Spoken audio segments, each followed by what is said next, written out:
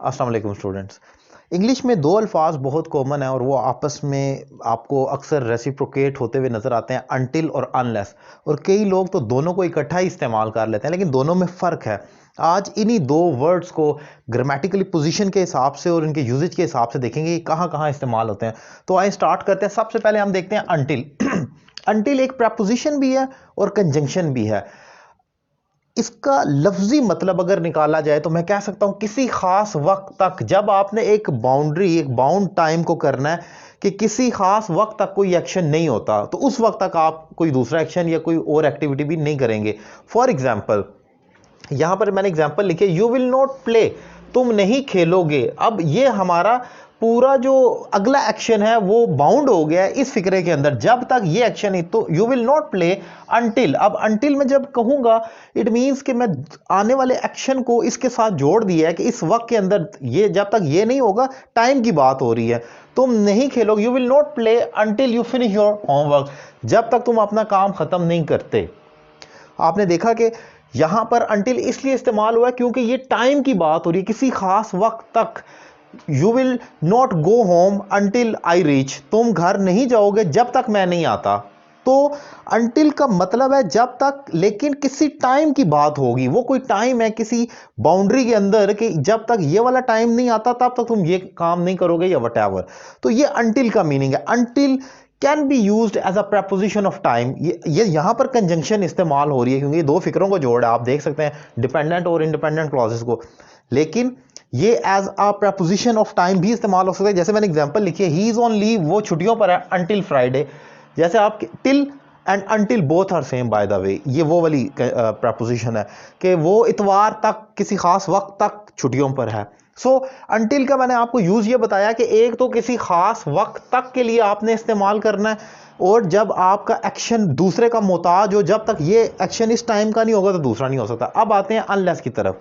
Unless इस basically conjunction है, ये हमारी, आपको पता है ये हमारी सबऑर्डिनेट कंजंक्शन, एक तो कोऑर्डिनेटिंग कंजंक्शन है, उसके बाद सबऑर्डिनेटिंग कंजंक्शंस है।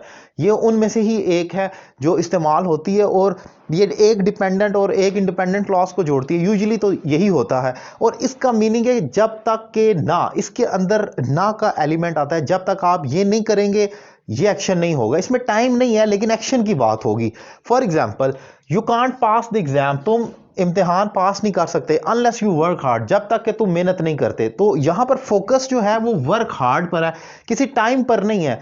अनलेस यू वर्क हार्ड, जब तक तुम मेहनत नहीं करते। Until is basically about time, जब तक कि ये एक्ट मेरे आने तक, उसके जाने तक, हमारे खेलने तक, उसमें टाइम का जिक्र होगा। यहां पर है जब तक तुम मेहनत नहीं करते, यहां पर एक्शन की बात है, मेहनत करने की बात है।